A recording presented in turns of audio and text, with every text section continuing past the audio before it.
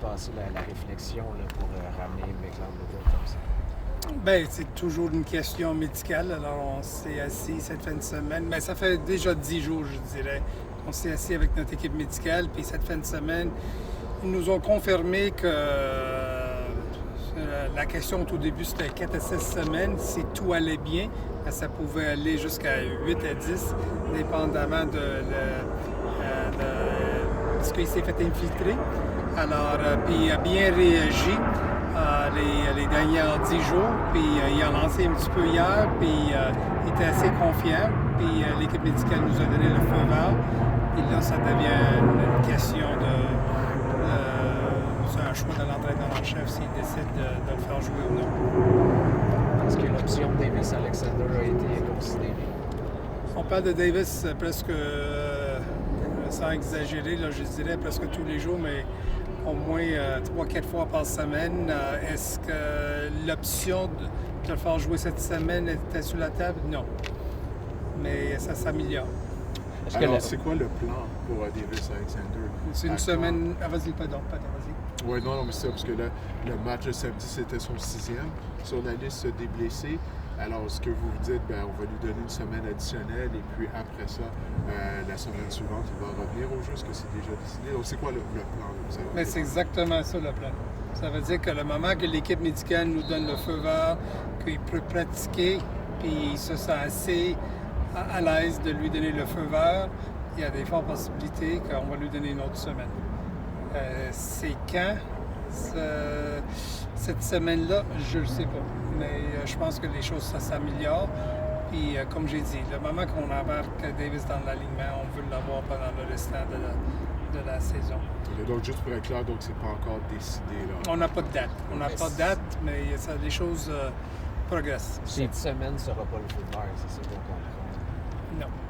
C'est hypothétique, Danny, mais si James avait gagné, est-ce que Bettel serait revenu? Est-ce que ça...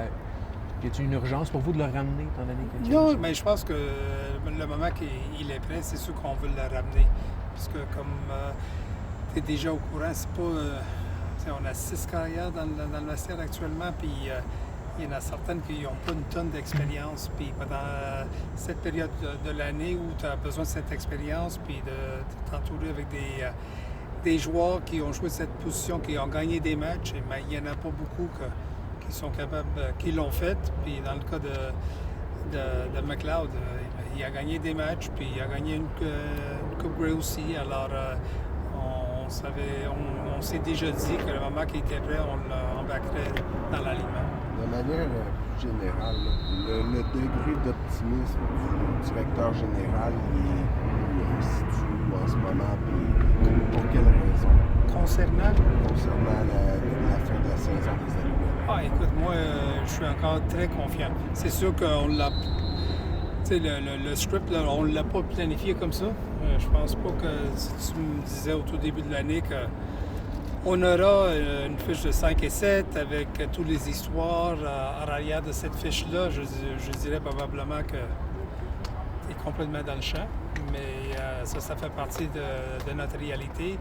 Mais écoute, ça fait 20 ans que je suis dans cette ligue-là. Je pense que même Wally m'a écrit l'autre jour, il a dit qu'en 77, ils ont commencé avec une fiche de 7-1, 8-1. Ils ont perdu Sonny Wade puis Joe Barnes. Ils n'ont pas gagné un autre match. Et en 77, on connaît l'histoire de cette équipe-là. Alors, il faut continuer de travailler.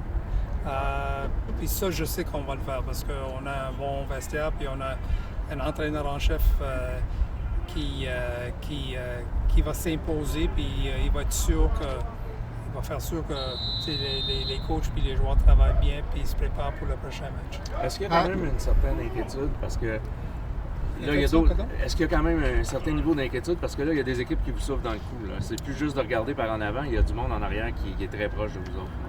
La réponse à cette question-là, c'est que il faut on se regarde dans le miroir puis on fait ce que nous, on est capable de faire. On pense à nous-mêmes. On donne la meilleure version de nous-mêmes tous les jours. Physiquement puis mentalement, on se prépare puis on est prêt de compétitionner.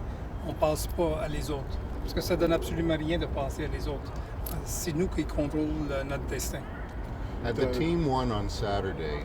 and had James Morgan won on Saturday, would we be seeing this move today? I just feel like I answered that question, but I'll do it in English. Please. Yeah, why wouldn't I? The answer would be yes.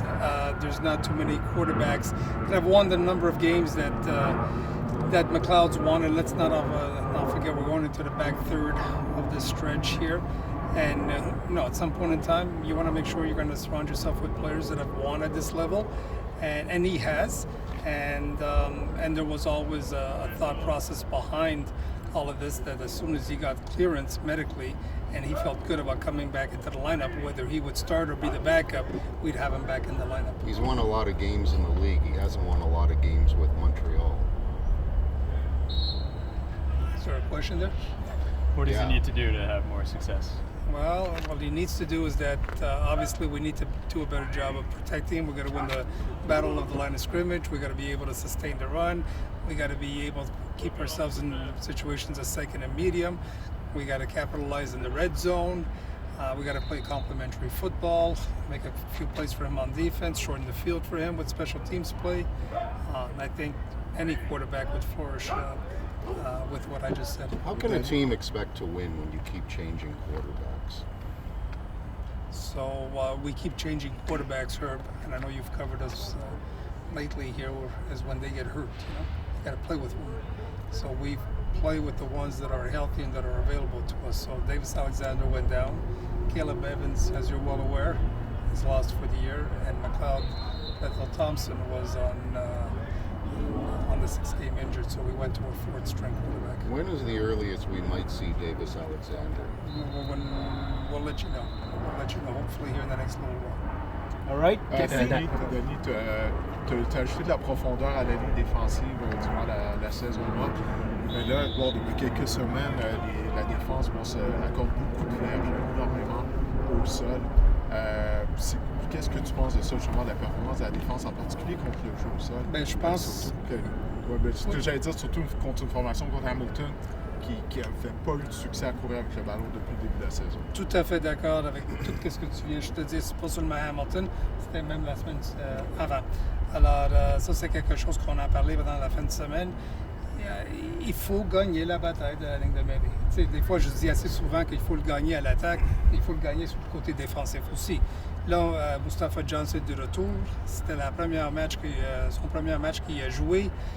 C'est sûr que ça va prendre quelques matchs avant qu'on revoie le Mustafa Johnson qu'on connaît. Mais les autres ont besoin de mieux jouer, puis nos secondaires ont besoin de faire des jeux. Il faut dominer la ligne de mêlée pour faire des jeux, puis pour les limiter sur première et 10, puis de les mettre en situation de deuxième élan. C'est là où on va avoir beaucoup plus de succès côté défensif, si on peut éliminer des gains de 4, 5, 6, 7, 8 verges à portée. Qu'est-ce que tu peux nous dire sur Thomas Charlton? Est-ce que c'était pendant le match? Parce qu'il n'y a rien eu de flagrant, soit l'entraînement? C'était pendant le match. Il s'est fait frapper, puis il y a une historique de ce genre de blessure. Il s'est déjà fait dire qu'à un moment donné, si ça continue de se répéter, il faut le regarder de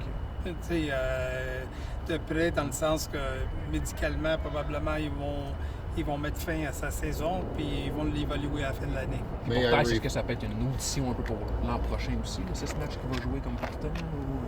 Le voyez-vous comme ça? Pour Taille, est-ce que ça peut être une audition pour l'an prochain, pour vous convaincre? Ben, Taille, ça va de nulle part. Que ce soit cette année ou l'année prochaine, ça va de nulle part. Je pense que c'est un excellent porteur. C'est un porteur qui peut seulement s'améliorer avec chaque match, puis avec chaque partie. Pour Thomas, question pour Danny. Oui, en anglais, on appelle ça un genre de stinger. Là, ça commence du coup. C'est ça. Merci, Danny. May I rephrase a question? I'll give him one more. Does it not make it more difficult on a team when you're constantly changing quarterbacks? Make it tougher to win? I've not seen many teams win that have gone through this many quarterbacks. Okay, so how many teams have played with their 4th string quarterback because 3 are injured? Probably very few. How many? None. Good? Merci, Danny. Thank you.